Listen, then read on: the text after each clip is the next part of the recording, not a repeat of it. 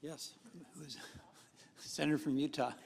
Mr. President, America's students are failing.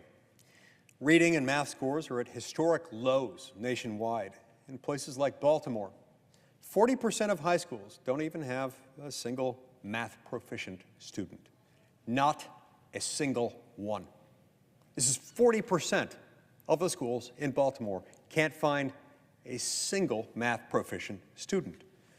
This must be a wake-up call, because those school districts aren't alone. There are others that are failing. And yes, there's a wide array of performance outcomes in school districts across the country, but this kind of trend is being seen more and more, seemingly every day. So it has to be a wake-up call. And it's proof that our education system has lost its way. It's betrayed its charge and lost our trust. Now, to be clear, to be perfectly clear, our students' failures are not of their own making. Those failures are the unintended yet undeniable consequences, and the students, the innocent victims of a one-size-fits-all education system that's ventured into the business of ideological conformity, forsaking our children's literacy for the pursuit of social engineering.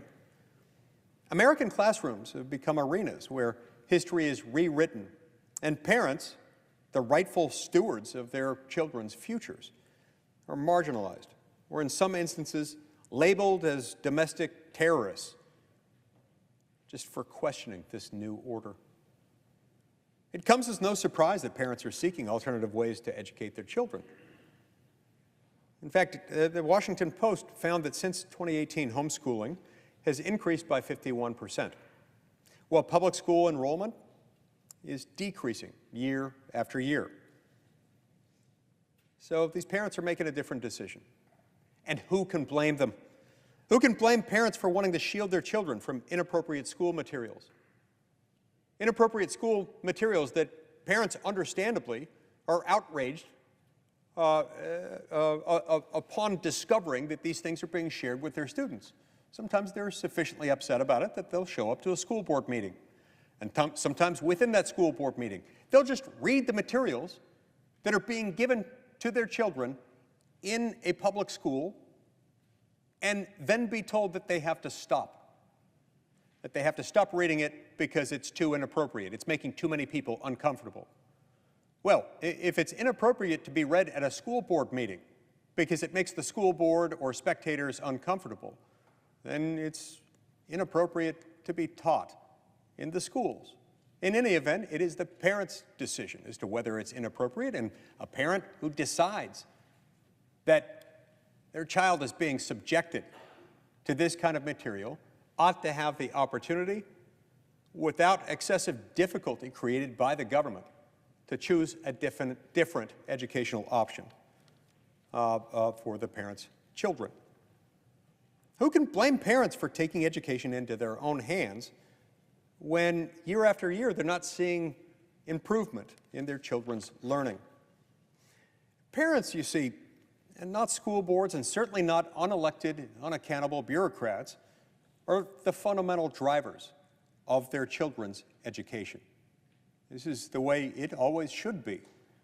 Now, I introduced a bill that I call the ACE Act. It's an acronym that stands for Achieving Choice in Education.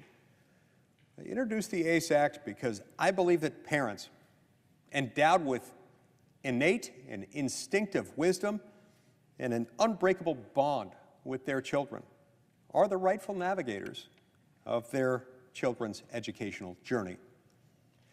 The ACE Act would deliver on this belief by fortifying the role of Section 529 education savings accounts as vital tools for parents.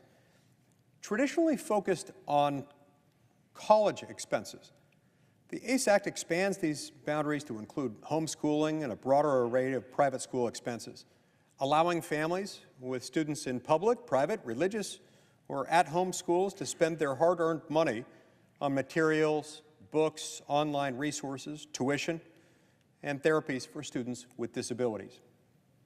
Moreover, the ACE Act enriches these accounts by enhancing federal tax exemptions for distributions, effectively doubling the annual distribution cap from $10,000 to $20,000, in introducing tax-exempt gifting provisions.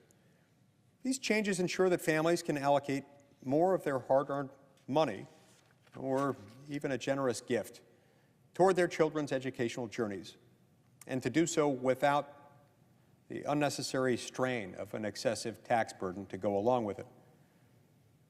We have to remember that these things that parents are concerned about when they decide they need to do something different for their child's education, including these inappropriate materials to which they're being exposed in many instances. These are paid for by money that already came from the parents. It's built into their tax bill. They pay it. They're already paying for it.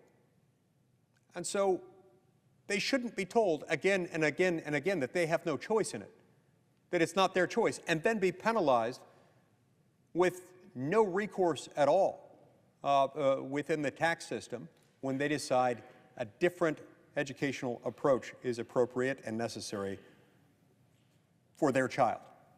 This ought to be their choice, and governments ought to do as little as possible to interfere with that. Governments shouldn't be punishing parents for making that choice. And so the ACE Act would encourage states to embrace more school choice policies and laws. Under the ACE Act, if states don't have qualifying school choice laws already enacted, they'd lose the federal income tax exemption on municipal bonds. This would thus encourage the states to do the right thing, encourage more states to do what many states have already wisely done, which is to give parents more choice in public education. Mr. President, the guardians of our future are not, in fact, distant bureaucrats, but rather the parents and families who live, breathe, and dream of a better tomorrow for their children. The ACE Act provides a rallying call to embrace school choice, to honor educational freedom, and give the most responsibility to the ones who have the most at stake in it, which is families, to be driven primarily by parents. The lamentable state of our educational system is a stark indication that America's educational status quo is faltered. To correct course, we've got to trust parents to discern what's best for their children. They know what's best for the children better than any government bureaucrat ever could or ever will. They care infinitely for their children. Their love for them knows no boundaries. We need to respect that and understand that parents are very much inclined and incentivized in so many ways that the government never could be, to look out for the best educational interests of their children, to plot a brighter course for them, one that will inure to their benefit and not to their detriment. And so as they continue to be taxed by the state, and then told by the state that they've got to send their child only to a particular institution, they need alternatives. And some of those alternatives we can make less burdensome, less onerous, and less punitive to the extent they're chosen by the parents. By championing the principles of choice and freedom in education and ensuring that government doesn't stand in the way of this endeavor, we can foster an environment in which America's students can thrive, powered by an education system that truly serves them. Opponents of efforts like these will sometimes build a rallying cry that talks about the importance of the public education system. Yes, the public education system is important, and this is part of it. This is not distinct from the public education system. School choice options are part of the public education system, because when you take money from someone through the tax system with the understanding that you'll educate their children with them, you owe it to them to give them options and to not pigeonhole them into one school, into one approach, dictated in many instances by a teachers' union that may or may not have the best interests of their children at heart. Sometimes this is an issue, sometimes it's not. For many parents, they're happy with their existing public school options, but more often than not, it's not options, it's an option. It's just take it or leave it. Some parents can afford just fine making a different choice, but they need to be given more options that are less punitive, because it is, after all, up to the parents to make sure that their children are educated, that they're treated well, that they're cared for well, and that they're not being fed things that the parents find abhorrent. That's why this is about so much more than just the education system. This is about freedom of speech, freedom of religion, freedom within a family for a parent to look out for the best interests of their children without having the state or the federal government unreasonably, unfairly intruding on them. It's time, Mr. President, to foster more school choice options, and it's time to pass